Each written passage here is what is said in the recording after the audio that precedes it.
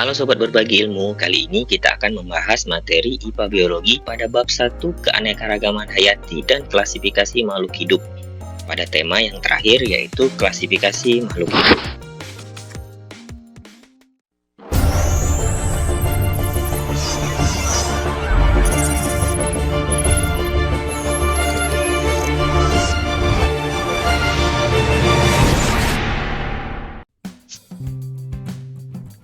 Seperti yang telah kita jelaskan sebelumnya, keanekaragaman hayati yang terdapat di tiap wilayah itu berbeda-beda.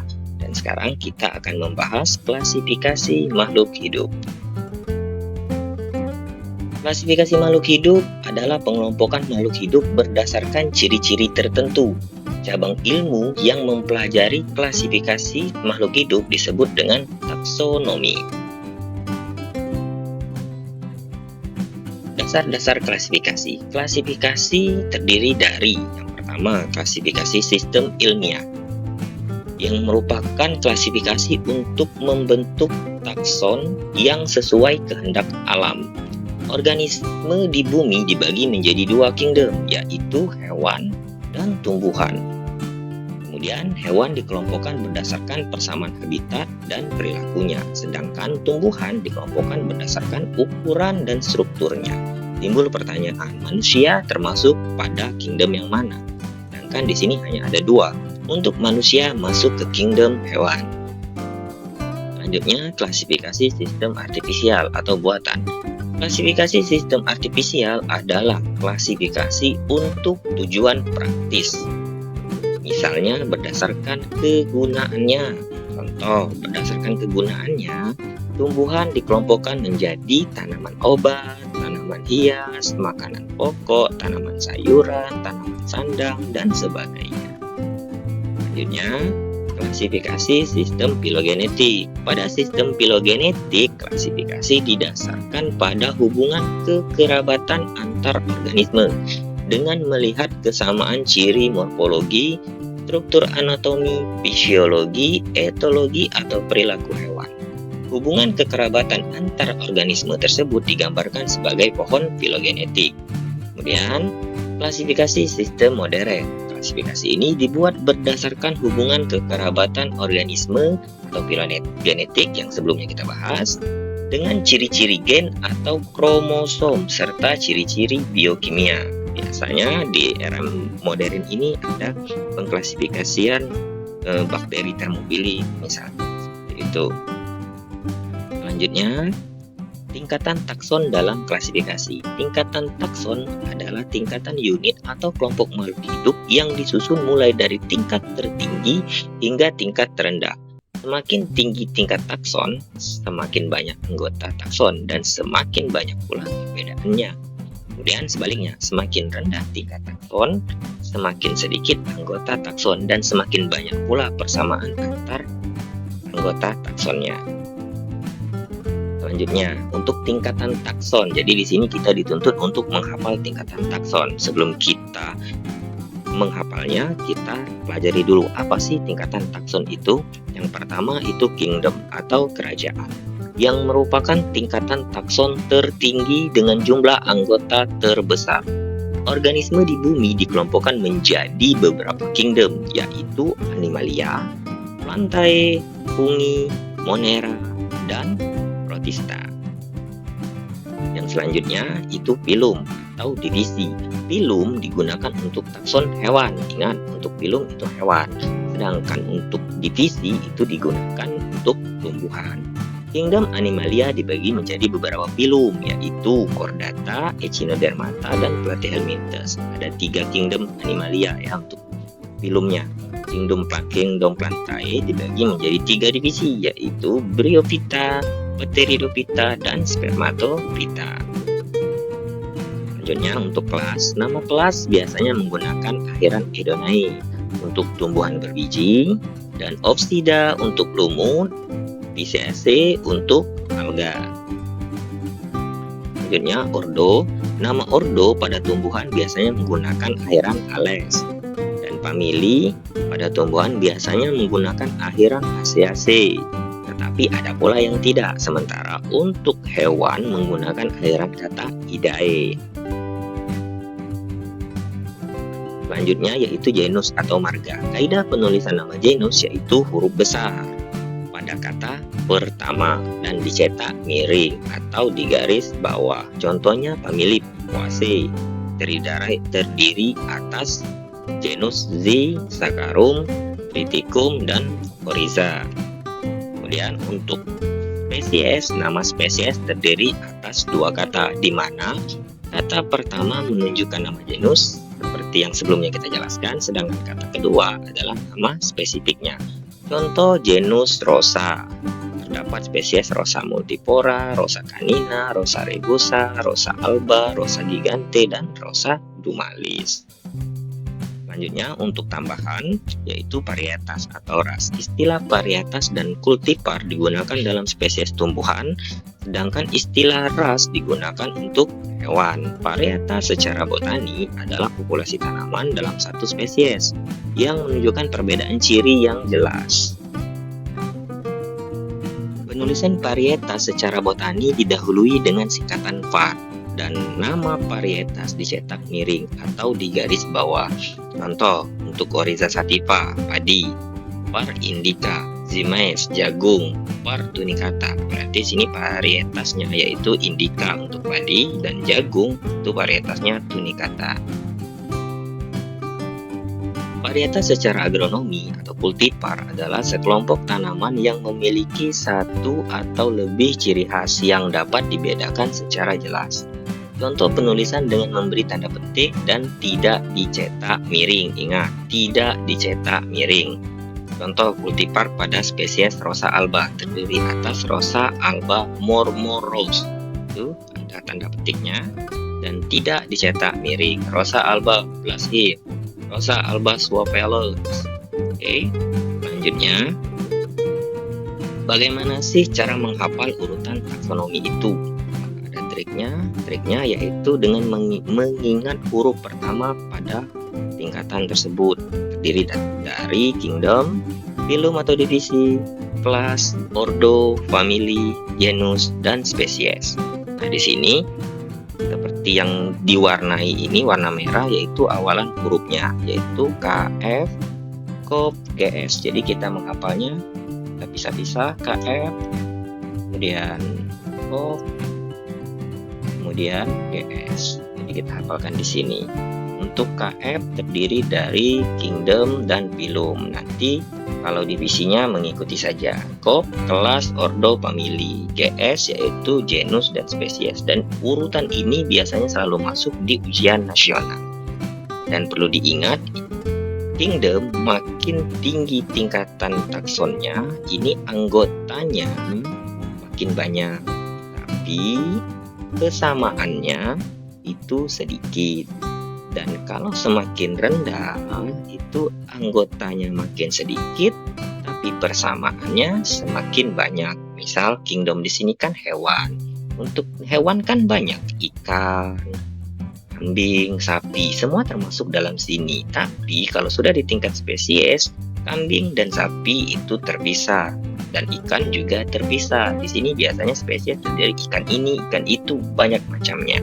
Oke, selanjutnya di antara tingkatan takson yang telah disebutkan tadi, terkadang terdapat tingkatan yang lainnya, yaitu yang biasa disebut dengan subtakson.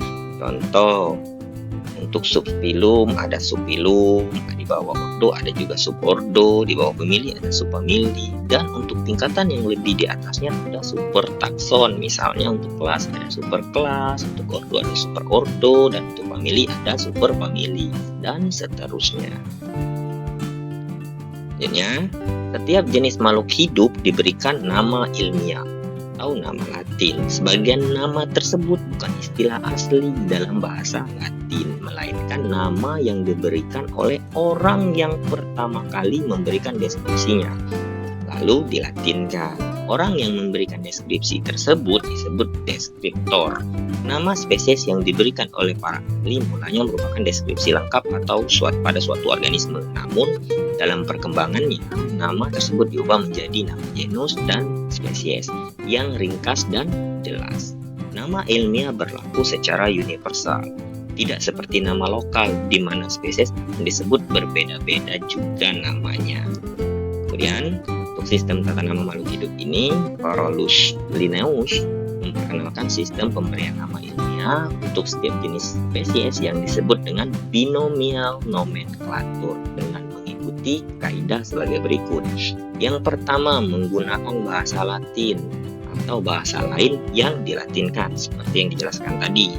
Orang yang pertama kali menemukannya biasanya memberikan nama dan dilatinkan.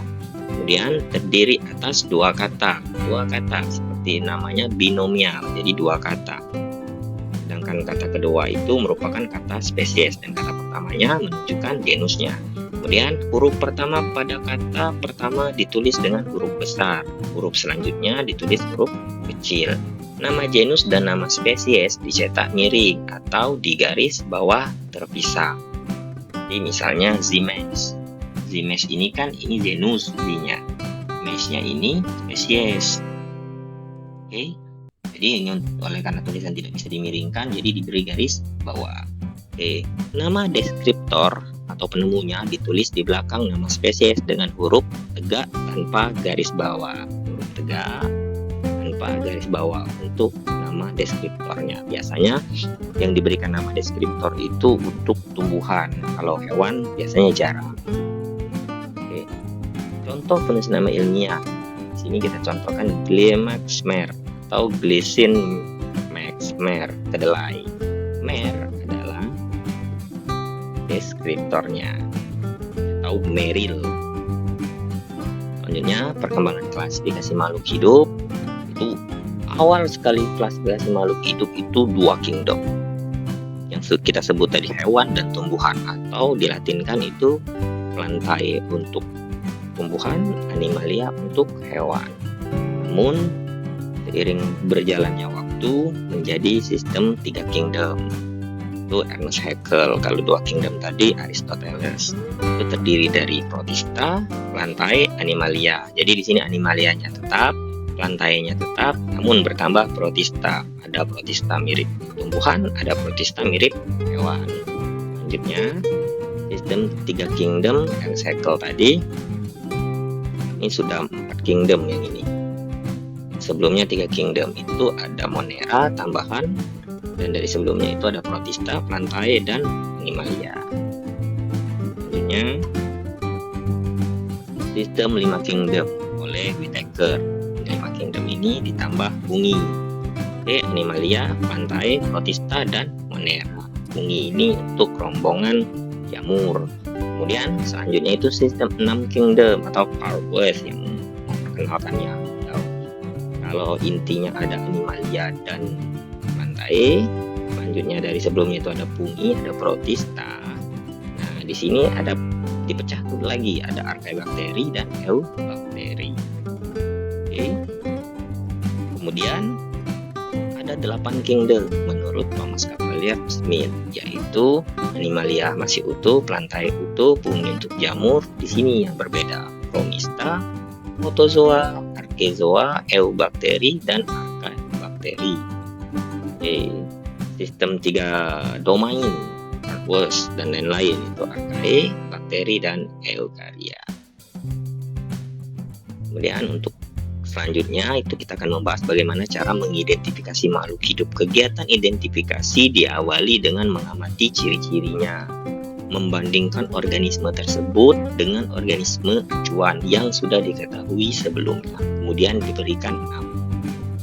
Dalam melakukan identifikasi diberikan hal-hal sebagai berikut: pengetahuan tentang klasifikasi makhluk hidup, buku referensi atau sumber referensinya, pedoman atau kunci determinasi, gambar organisme yang sudah diketahui dan telah memiliki nama, spesimen acuan berupa organisme yang diawetkan sebagai buktinya.